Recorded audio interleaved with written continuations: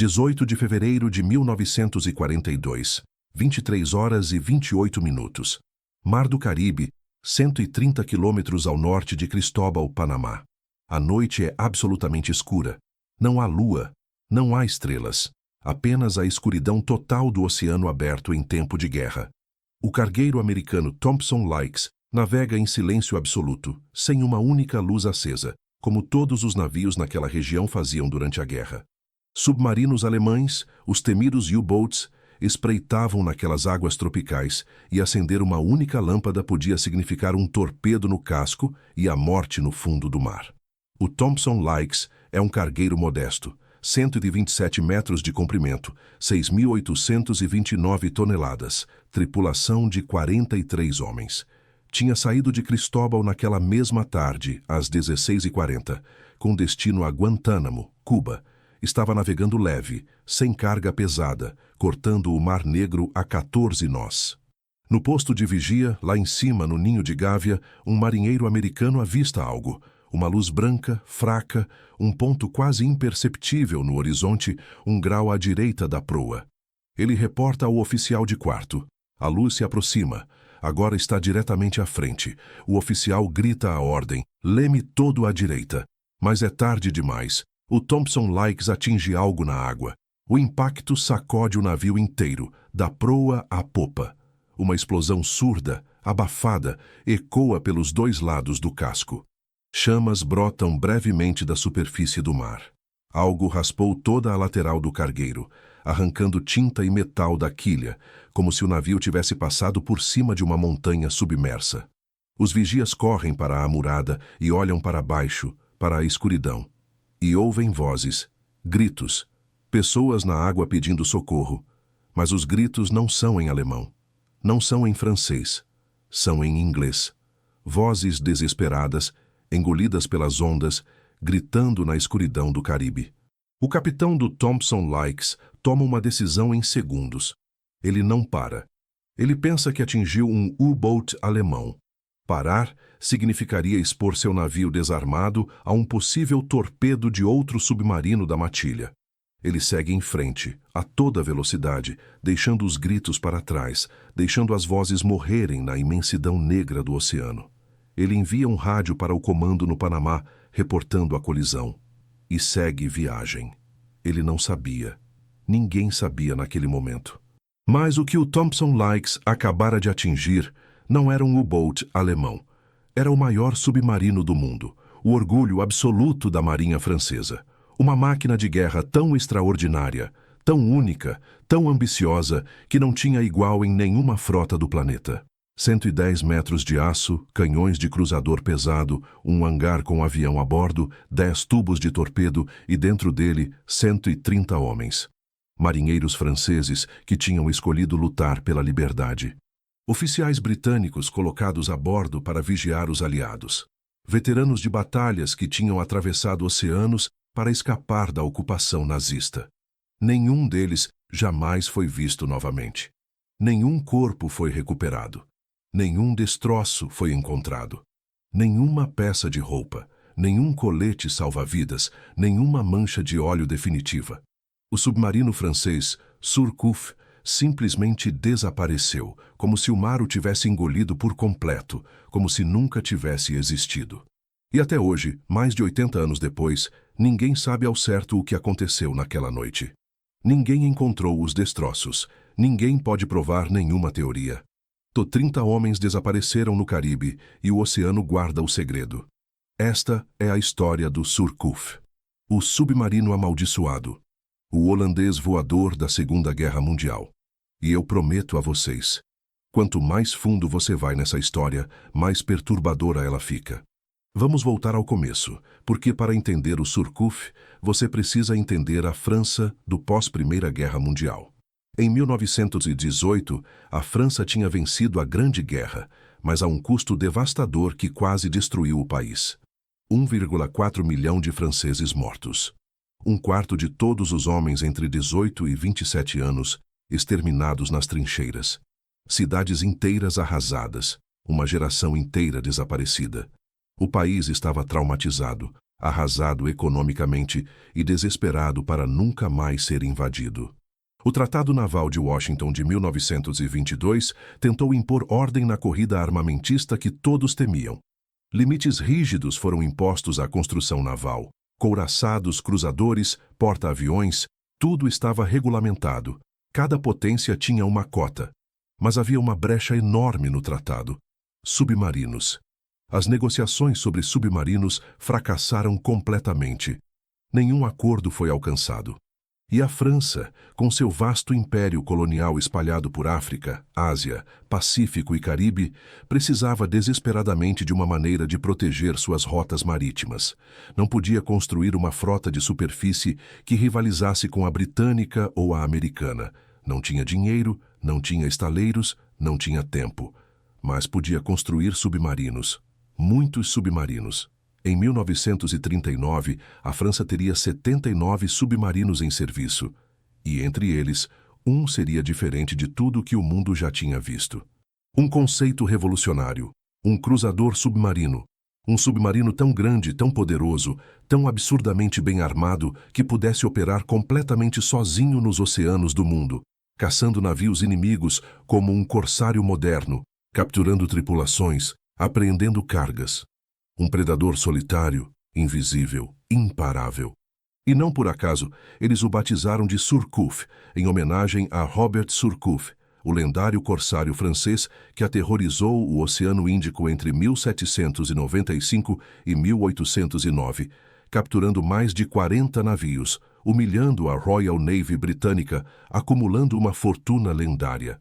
Robert Surcouf era o pirata mais famoso da França. Um herói nacional que tinha provado que um único navio ousado podia desafiar a maior marinha do mundo. Há uma história famosa sobre ele. Um oficial britânico uma vez disse a Surcouf: "Vocês franceses lutam por dinheiro, enquanto nós britânicos lutamos por honra." Surcouf respondeu: "Cada um luta pelo que lhe falta." E agora, mais de um século depois, a França estava construindo um submarino para honrar seu nome e seu espírito.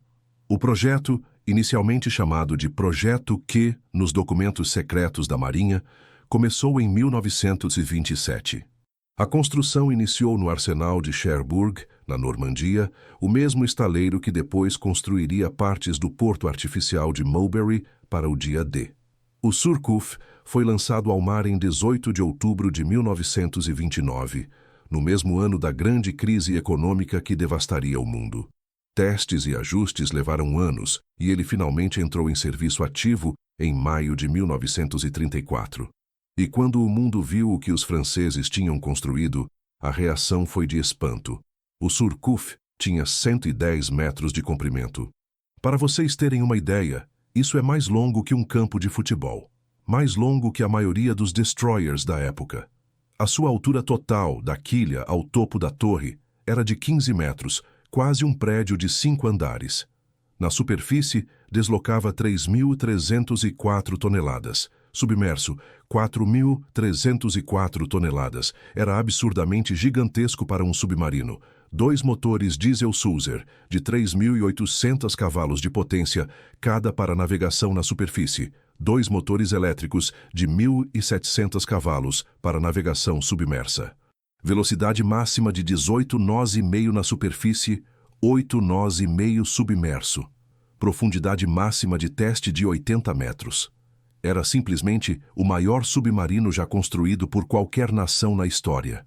E manteria esse recorde por 15 anos, até 1944, quando os japoneses lançaram os monstruosos I-400, os porta-aviões submarinos. Mas o tamanho não era o mais impressionante. Era o armamento. Prestem atenção. O Surcouf carregava 2 canhões de 203 milímetros montados em uma torre blindada giratória à frente da torre de comando. 2 canhões de 203 milímetros. Esse é o mesmo calibre dos canhões principais de um cruzador pesado. Navios de guerra de superfície com milhares de toneladas tinham esse calibre, e agora um submarino tinha também. Nenhum outro submarino no mundo tinha algo assim. O HMS M1 britânico tinha experimentado um canhão de 305 milímetros na década de 1920, mas era uma arma única, primitiva, sem torre giratória, praticamente inútil. O M1 acabou afundando em 1925, provando que o conceito era perigoso. Mas os franceses tinham algo diferente. Os canhões do Surcouf tinham torre giratória pressurizada, mira óptica com telêmetro de 5 metros, alcance de 26 quilômetros, 600 munições de reserva, e podiam abrir fogo apenas 3 minutos depois do submarino emergir. 3 minutos. Da invisibilidade total à destruição total. Além dos canhões, havia 10 tubos de torpedo, 6 de 550 milímetros na proa para alvos grandes e 4 de 400 milímetros na popa, menores mais ágeis. Metralhadoras antiaéreas de 13,2 milímetros, canhões de defesa de 37 milímetros. E agora vem a parte que parece ficção científica. No convés do Surcouf, atrás da torre de comando, havia um hangar estanque pressurizado. Dentro dele, dobrado como um origami mortal, estava um hidroavião Besson MB-411. Um avião de reconhecimento, lançado por catapulta capaz de voar, localizar alvos além do horizonte, reportar posições e retornar ao submarino. O submarino carregava seu próprio avião. Em 1934, pense nisso. E não acabou. Havia um compartimento especial projetado para abrigar 40 prisioneiros de guerra. Porque o Surcouf não foi projetado apenas para afundar navios. Ele foi projetado para capturá-los, como Robert Surcouf fazia 2 séculos antes. Emergir, dominar com os canhões de 203 milímetros, obrigar à rendição, transferir a tripulação para o compartimento de prisioneiros, apreender a carga. Era pirataria com tecnologia do século XX. Os tanques de combustível eram imensos, permitindo uma autonomia de 10.000 milhas náuticas a 10 nós. Suprimentos para 90 dias no mar. O Surcouf podia partir de Cherbourg, atravessar o Atlântico, patrulhar por meses e voltar sem reabastecer. O conceito era brilhante no papel. Uma arma perfeita para proteger um império colonial. Mas na prática, os problemas apareceram quase imediatamente. O Surcouf era pesado demais. Respondia mal ao leme. Na superfície, rolava violentamente de um lado para o outro, mesmo em mar moderado, tornando a vida a bordo um inferno e a mira dos canhões quase impossível. A tripulação vivia enjoada. Mas o pior era o tempo de mergulho. Submarinos convencionais mergulhavam em 30 a 45 segundos. O Surcouf levava 2 minutos completos para descer a meros 12 metros. 2 minutos. Uma eternidade em combate. Um avião inimigo podia localizá-lo, mergulhar, lançar bombas e destruí-lo antes que o Surcouf sequer desaparecesse sob as ondas. E havia o problema da tripulação. Para operar um monstro daquele tamanho, com todos aqueles sistemas complexos, os canhões, os torpedos, o avião, o hangar, eram necessários entre 118 e 130 homens. 3 vezes a tripulação de um submarino convencional. Isso significava 3 vezes mais oxigênio consumido, 3 vezes mais comida necessária, 3 vezes mais espaço de alojamento, 3 vezes mais possibilidades de conflito em um ambiente claustrofóbico. E significava que cada vez que o Surcouf saía em missão, ele levava o equivalente a 3 tripulações de submarino. Perder o Surcouf seria como perder 3 submarinos de uma vez. A Royal Navy olhava para o Surcouf com uma mistura de fascínio e desdém. Os britânicos achavam o conceito de cruzador submarino absurdo, um elefante branco flutuante, grande demais para ser furtivo, lento demais para ser eficiente, complicado demais para ser confiável. E a história acabaria provando que eles tinham pelo menos parte da razão. Apesar de tudo, o Surcouf era o orgulho da Marinha Francesa. Um símbolo de engenhosidade, de ambição, de capacidade tecnológica. Jornais franceses publicavam fotos orgulhosas do gigante submarino. Marinheiros disputavam vagas para servir a bordo. O Surcouf era a estrela da frota. E então a guerra chegou. E tudo desmoronou. Em setembro de 1939, a Alemanha invadiu a Polônia e a Segunda Guerra Mundial começou. A França e a Inglaterra declararam guerra à Alemanha. O Surcouf foi ativado para patrulhas de guerra. Mas em maio de 1940, Hitler lançou a Blitzkrieg contra a França. A linha Maginot, foi flanqueada pelas Ardenas. O exército francês, supostamente o mais poderoso da Europa, desmoronou em semanas. Paris foi declarada cidade aberta em 14 de junho. Em 22 de junho, a França assinou o armistício, a maior humilhação militar da história francesa. O país foi dividido. No norte, ocupação alemã direta. No sul, o regime de Vichy, liderado pelo Marechal Pétain, herói da Primeira Guerra, agora transformado em fantoche de Hitler. Colaboração, obediência, vergonha. Mas em Londres, um general de brigada quase desconhecido chamado Charles de Gaulle pegou um microfone da BBC e fez história. A França perdeu uma batalha, disse ele, mas não perdeu a guerra. Ele formou as forças francesas livres, um exército no exílio, uma marinha no exílio, uma nação no exílio.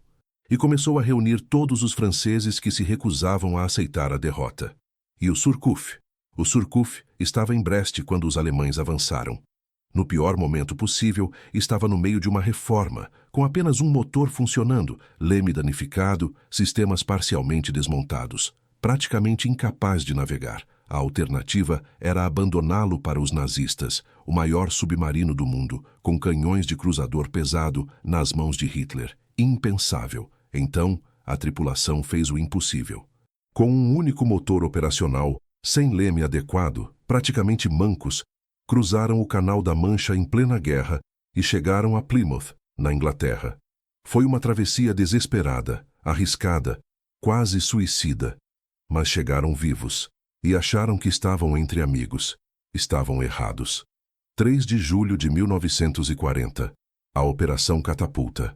Os britânicos tomaram uma decisão que ainda hoje é debatida pelos historiadores.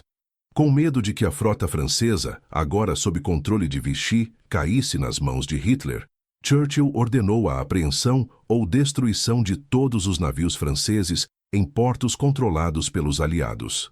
Em Mers el-Kebir, na Argélia, a Royal Navy abriu fogo contra a frota francesa ancorada. 1.297 marinheiros franceses morreram. Muitos foram atingidos enquanto tentavam abandonar os navios. Outros morreram queimados pelo óleo que cobriu a superfície do porto. Foi um massacre, aliados matando aliados. E a ferida que abriu entre franceses e britânicos nunca cicatrizou completamente. Em Plymouth, soldados britânicos armados invadiram o Surcouf para assumir o controle. A tripulação francesa resistiu. Houve um tiroteio dentro do submarino. Nos corredores estreitos, nos compartimentos apertados, balas ricocheteando no aço. Quando o tiroteio acabou, 3 homens estavam mortos. 2 britânicos, incluindo o comandante Dennis Sprague, capitão do submarino britânico HMS Thames, um oficial de submarino experiente e respeitado, e um marinheiro francês. A morte de Sprague foi particularmente trágica. Ele era um dos oficiais de submarino mais promissores da Royal Navy. Morreu não em combate contra o inimigo, mas dentro de um submarino aliado, baleado por marinheiros que deveriam estar do mesmo lado. A maldição do Surcouf. Sangue desde o primeiro dia em mãos aliadas. Após a Operação Catapulta, a maioria da tripulação original foi repatriada para a França de Vichy. Apenas um oficial original permaneceu. O capitão de fragata Georges-Louis Nicolas Blaison, que se recusou a voltar. Ele escolheu a França livre. Escolheu de Gaulle. Escolheu continuar lutando. Blaison assumiu o comando do Surcouf sob a bandeira das Forças Navais Francesas Livres. Uma nova tripulação foi reunida às pressas, com voluntários franceses livres que tinham escapado da França ocupada. Homens corajosos, determinados, mas muitos sem experiência em submarinos, aprendendo no trabalho dentro de um monstro de 110 metros cheio de problemas técnicos. E a desconfiança não parou. Os britânicos colocaram um oficial e 2 marinheiros da Royal Navy a bordo como oficiais de ligação. Na teoria, eram coordenadores. Na prática, todo mundo sabia. Eram vigias, espiões. Ali para garantir que o Surcouf não desertasse para Vichy, não passasse informações para os alemães, não se voltasse contra os aliados. Imagine o clima dentro daquele submarino. 130 homens apertados em compartimentos estreitos, respirando o mesmo ar viciado, suando no calor dos motores diesel. Franceses que tinham visto seus compatriotas serem massacrados em Mers el-Kebir por esses mesmos britânicos. Britânicos que dormiam entre estrangeiros que podiam ser traidores. Sussurros nos corredores. Olhares desconfiados no refeitório. Tensão constante, dia e noite, semana após semana. Alguém encontrou fotos de Hitler nos alojamentos de alguns marinheiros franceses. Rumor ou verdade? Ninguém sabe. Mas os britânicos reportaram para Londres. A desconfiança se aprofundou. E os rumores não ficavam dentro do submarino. Na Royal Navy, circulavam histórias cada vez mais sombrias. Que o Surcouf estava atacando navios mercantes britânicos. Que tripulantes estavam passando informações para Berlim. Que o submarino era uma ameaça maior para os aliados do que para os alemães. Nada foi provado, nada foi confirmado, mas a reputação estava destruída. O almirante britânico Sir Charles Kennedy Purvis enviou uma mensagem secreta ao almirantado que dizia: "Este submarino não tem valor operacional e é pouco menos que uma ameaça." Essa era a opinião oficial dos aliados sobre o orgulho da marinha francesa. Apesar de tudo, o Surcouf operou. De agosto de 1940 a fevereiro de 1942, ele escoltou comboios transatlânticos entre Halifax, no Canadá, e a Inglaterra. Ida e volta, pelo Atlântico Norte, infestado de U-boats. Era um trabalho ingrato para uma máquina projetada para caçar navios inimigos, como usar uma espada medieval para cortar pão. Mas era o que havia. O Surcouf precisava servir para alguma coisa, ou seria descomissionado. A vida dentro do Surcouf durante essas patrulhas era difícil de imaginar. 130 homens em um tubo de aço, divididos por idioma, por lealdade, por ressentimento. Os compartimentos cheiravam a diesel, a suor, a comida velha, a medo. A umidade se condensava nas paredes de aço e pingava nos beliches. O ar era rarefeito, viciado, reciclado. Quando o submarino mergulhava, o oxigênio diminuía lentamente e os homens começavam a respirar com mais dificuldade, as cabeças pesadas, os pensamentos lentos. Nos dias bons, a rotina era entediante. Turnos de 8 horas, vigiar instrumentos, manter motores, limpar corredores, cozinhar para 130 bocas em uma cozinha minúscula, dormir em beliches empilhados a centímetros do teto. Nos dias ruins, quando o sonar detectava algo e o alarme soava, o tédio virava terror em segundos. Todos corriam para seus postos, o submarino mergulhava, e 130 homens ficavam em silêncio absoluto, ouvindo, esperando, rezando para que as cargas de profundidade não viessem. E quando vinham, o barulho era ensurdecedor.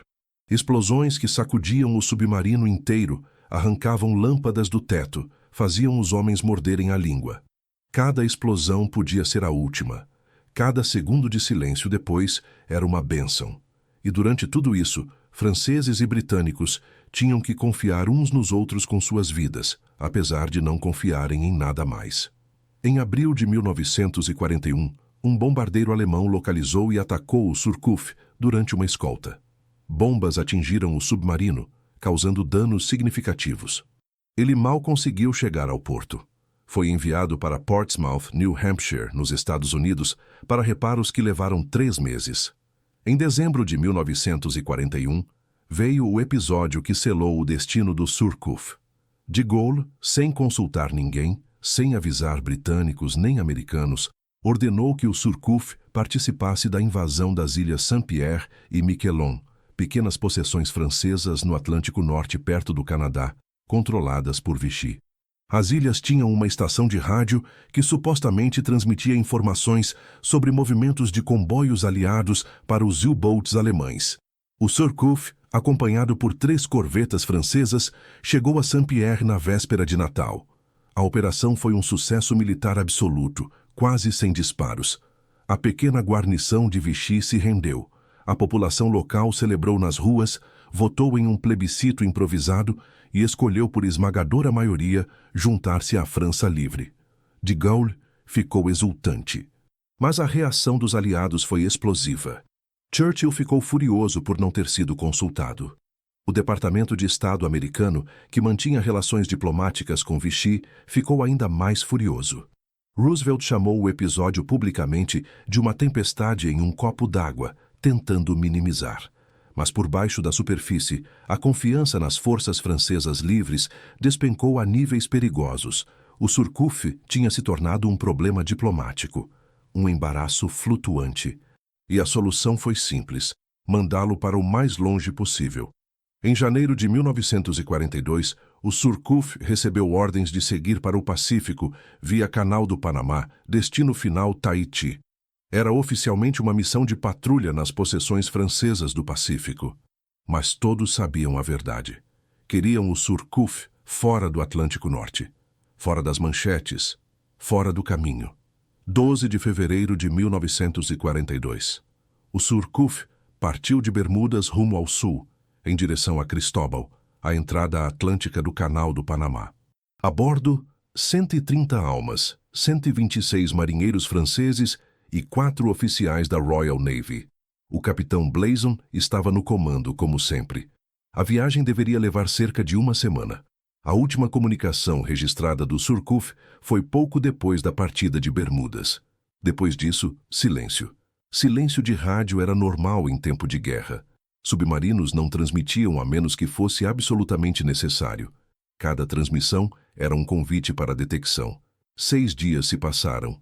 Ninguém estranhou. E então veio a noite de 18 de fevereiro de 1942. A noite que mudaria tudo. A noite que transformaria o Surcouf em fantasma. O sol se pôs naquela tarde de fevereiro como em qualquer outro dia no Caribe. O céu ficou laranja, depois vermelho, depois roxo, e depois veio a escuridão. Mas não era uma escuridão qualquer. Não havia lua. A cobertura de nuvens bloqueava até as estrelas. Era o tipo de noite em que você estica a mão na frente do rosto e não vê seus próprios dedos. O Thompson Lykes tinha saído de Cristóbal às 16h40 daquela tarde, com destino a Guantánamo, Cuba. Era um cargueiro de 6.829 toneladas, 127 metros de comprimento, tripulação de 43 homens, construído apenas um ano antes. Como todos os navios naquela zona de guerra, navegava completamente apagado. Sem luzes de navegação, sem luzes internas visíveis, sem cigarros acesos no convés. Um fantasma de aço cortando o Oceano Negro a 14 nós. Às 23h28, o vigia no ninho de Gávea avistou a luz. O impacto veio segundos depois. Algo enorme, metálico, parcialmente submerso, raspou toda a extensão do Thompson Lykes. Explosão, chamas, e as vozes na escuridão. Gritos em inglês, pedindo ajuda, sendo engolidos pelas ondas. O capitão seguiu em frente. Reportou por rádio. Não parou.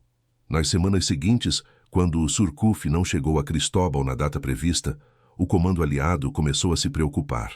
Mas em tempo de guerra, atrasos aconteciam. Talvez o submarino tivesse desviado de rota para evitar U-boats. Talvez estivesse mantendo silêncio de rádio por segurança. Talvez tivesse encontrado problemas mecânicos e estivesse navegando devagar. Mas os dias viraram semanas, e as semanas viraram certeza. Em 18 de abril de 1942, 2 meses completos depois do desaparecimento, o quartel-general das Forças Francesas Livres em Londres fez o anúncio que todos temiam. O submarino Surcouf é considerado perdido com toda a tripulação. O New York Times publicou a notícia no dia seguinte, em uma página interna, quase como uma nota de rodapé. Afinal, era 1942. O mundo tinha outras preocupações. Singapura tinha caído para os japoneses. A Batalha do Atlântico estava no auge. O Surcouf era apenas mais uma perda em uma guerra que devorava navios e homens todos os dias. 130 mortos. A maior perda individual das forças navais francesas livres em toda a Segunda Guerra Mundial. Mas poucos notaram, poucos se importaram. E ninguém sabia exatamente o que tinha acontecido. Mas as perguntas não pararam com o anúncio. Na verdade, estavam apenas começando. Porque quanto mais os investigadores olhavam para aquela noite de 18 de fevereiro, mais coisas não faziam sentido. E é aqui que a história do Surcouf se transforma de tragédia em mistério, e de mistério em conspiração. A teoria oficial, aceita por um relatório conjunto americano e francês, é a mais simples. O Thompson Lykes colidiu acidentalmente com o Surcouf na escuridão. Ambos navegavam sem luzes. O submarino estava parcialmente submerso, difícil de avistar. O impacto danificou o casco fatalmente e o Surcouf afundou rapidamente com toda a tripulação. Mas há problemas graves com essa teoria. Primeiro, os danos ao Thompson Lykes foram mínimos. Arranhões na tinta, algumas amassaduras na quilha. Como um cargueiro de 6.800 toneladas pode colidir de frente com um submarino de 300 toneladas, 110 metros de aço, e sofrer apenas arranhões? A física não fecha. Segundo, os marinheiros do Thompson Lykes, que olharam para a água, descreveram o objeto que atingiram como um submarino pequeno, costeiro. O Surcouf era um dos maiores submarinos do mundo. A descrição não bate. Terceiro, os gritos de socorro na água foram ouvidos em inglês. A tripulação do Surcouf era 97% francesa. Se o submarino estivesse afundando e os marinheiros estivessem na água lutando por suas vidas, gritariam em francês: "Au secours! À l'aide! Non help!" Isso sugere que talvez o Thompson Lykes tenha atingido outra coisa. Outro submarino, talvez até um U-boat, com sobreviventes falando inglês na água. Então, se o Thompson Lykes não afundou o Surcouf, o que afundou? A comissão de investigação francesa chegou a uma conclusão diferente e perturbadora. Na manhã de 19 de fevereiro de 1942, apenas horas depois do incidente com o Thompson Lykes, um avião de patrulha americano do 6º Grupo de Bombardeio Pesado, baseado no campo de aviação de Rio Rato, no Panamá, avistou um submarino grande navegando na superfície na mesma região geral. O avião mergulhou e bombardeou. O submarino foi atingido e afundou. Os pilotos reportaram com satisfação a destruição de um U-boat inimigo, mas nenhum submarino alemão foi reportado perdido naquela área naquela data. Os registros alemães são meticulosos. Cada U-boat perdido está documentado, e nenhum combina com a localização e a data do ataque. E se o avião americano tivesse bombardeado o Surcouf? E se, na confusão da guerra, na escuridão da manhã, pilotos americanos tivessem confundido o maior submarino francês com um U-boat alemão e o destruído com suas próprias bombas? Fogo, amigo. A explicação mais devastadora possível. Aliados matando aliados. De novo. E existe uma terceira teoria, ainda mais sombria. O Surcouf foi deliberadamente eliminado pelos próprios aliados. Segundo essa versão, os serviços de inteligência britânicos tinham evidências de que parte da tripulação do Surcouf era leal a Vichy e planejava desertar. Que o submarino, uma vez no Pacífico, poderia se juntar às forças japonesas ou de Vichy. Que o risco era grande demais para ignorar. Uma carta do diretor do FBI, J.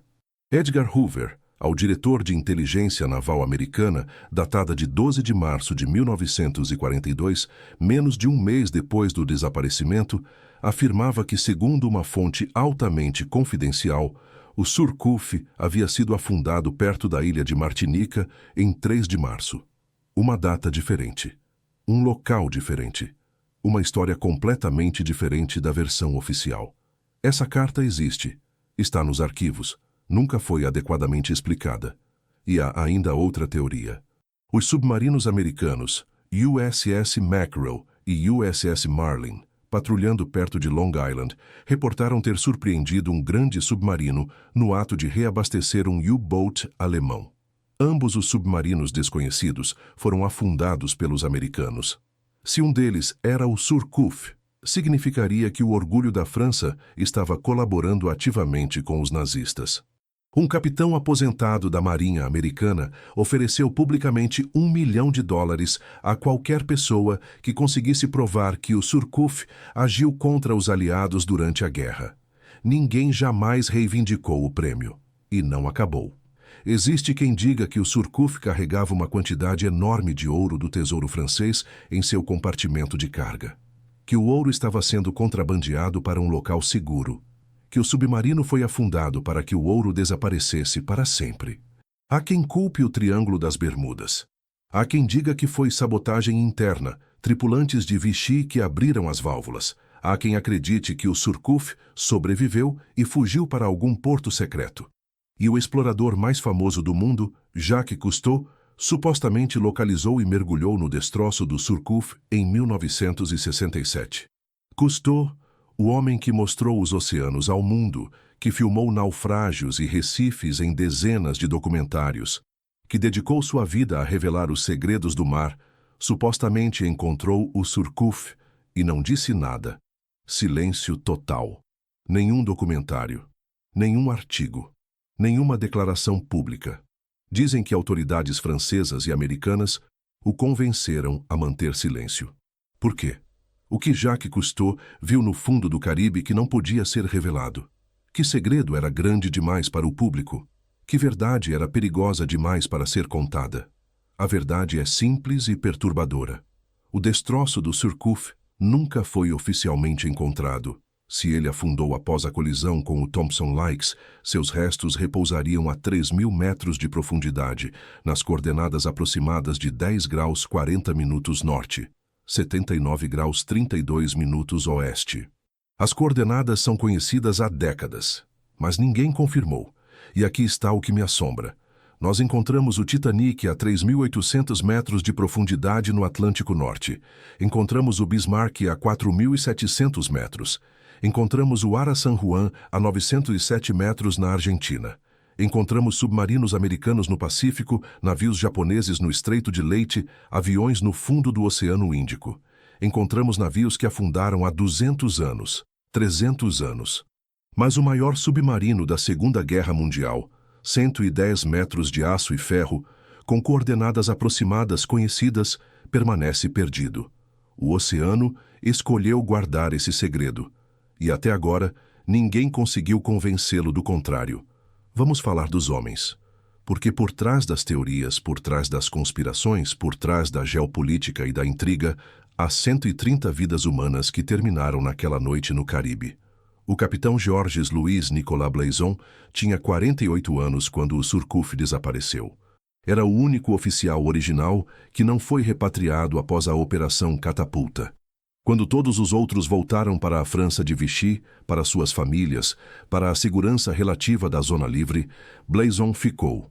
Escolheu o exílio. Escolheu a luta. Escolheu comandar um submarino cercado de desconfiança e hostilidade, tripulado por estranhos, vigiado por aliados que não confiavam nele. Ele tinha uma esposa em Cherbourg, na França ocupada, que nunca mais o viu. Entre os 4 britânicos a bordo estavam homens que viviam em uma situação impossível, designados para vigiar franceses que sabiam que estavam sendo vigiados, dormindo entre homens que os viam como inimigos, comendo ao lado de marinheiros que tinham perdido colegas em Mers el-Kebir. Cada dia era um exercício de diplomacia e sobrevivência, e no final morreram ao lado dos homens que deveriam vigiar. A maioria da tripulação eram jovens marinheiros franceses voluntários das Forças Francesas Livres. Homens que tinham deixado famílias na França ocupada, que tinham cruzado o Canal da Mancha em barcos de pesca, em navios mercantes, às vezes a nado, que tinham arriscado tudo, absolutamente tudo, para continuar lutando contra Hitler. Muitos deles não sabiam se suas famílias estavam vivas sob a ocupação. Muitas famílias nunca souberam o que aconteceu com eles. A carta nunca chegou. O telegrama nunca foi enviado. Simplesmente um dia, o filho, o marido, o irmão parou de escrever. E nunca mais escreveu. Na França ocupada, esposas esperaram cartas que nunca vieram. Mães olharam pela janela, esperando o carteiro dia após dia, mês após mês. Filhos cresceram sem pais, sem saber se estavam vivos ou mortos, porque em 1942 não havia como comunicar. A França estava dividida, o correio entre a França livre e a França ocupada não funcionava, os canais diplomáticos estavam cortados. Muitas famílias só souberam da morte de seus entes queridos depois da liberação, em 1944 ou 1945. 2 ou 3 anos depois. 2 ou 3 anos de esperança falsa, de espera torturante, de não saber. E quando finalmente souberam, não houve corpo. Não houve funeral. Não houve túmulo para visitar. Apenas um nome em uma lista oficial. Morto em serviço. Local desconhecido. Circunstâncias desconhecidas. Para uma mãe que esperou 3 anos, essas palavras eram piores que a morte em si. Em Cherbourg, na Normandia, há um monumento dedicado ao Surcouf. É uma estrutura voltada para o mar, para o Canal da Mancha, para as águas que o Surcouf cruzou naquela fuga desesperada de Brest em 1940. Não há corpos enterrados ali, porque não há corpos, não há caixões, não há restos, há apenas nomes. 130 nomes gravados em bronze, enfrentando o vento salgado, olhando para o oceano que os levou e nunca os devolveu. Na Escócia, em Greenock, no Memorial das Forças Francesas Livres em Lisle Hill, há uma cruz de Lorena olhando para o rio Clyde. De Greenock partiram centenas de navios franceses livres durante a guerra. Muitos nunca voltaram. O Surcouf era o maior deles. Em 29 de novembro de 1946, 4 anos após o desaparecimento, o Surcouf recebeu postumamente a Médaille de la Résistance avec Rosette, uma das mais altas honrarias da resistência francesa. Em 1945, foi citado na Ordem do Corpo de Exército. Em 1947, na Ordem da Marinha. Honras para um fantasma. Medalhas para um túmulo que ninguém encontra. Uma nação homenageando homens cujos ossos descansam em um lugar que ninguém conhece. É uma ironia cruel. O Surcouf foi projetado para ser invisível, para operar nas sombras, para atacar sem ser visto. E na morte, ele conseguiu a invisibilidade perfeita. Desapareceu tão completamente que nem a tecnologia do século XXI consegue encontrá-lo. O Surcouf foi chamado de muitas coisas durante sua curta e trágica vida. Uma maravilha da engenharia, um elefante branco, uma ameaça, uma vergonha. O holandês voador da Segunda Guerra Mundial. Mas talvez a descrição mais precisa seja a mais dolorosa. O Surcouf era um submarino sem país. Construído pela França, tomado pela Inglaterra, desprezado pelos aliados, talvez destruído pelos próprios amigos. 130 homens que lutaram pela liberdade morreram sem saber se alguém se importava. A história do Surcouf não é apenas sobre um submarino perdido. É sobre as fraturas dentro da aliança que lutou contra Hitler. Franceses que odiavam britânicos pelo massacre de Mers el-Kebir. Britânicos que desconfiavam dos franceses e os tratavam como potenciais traidores.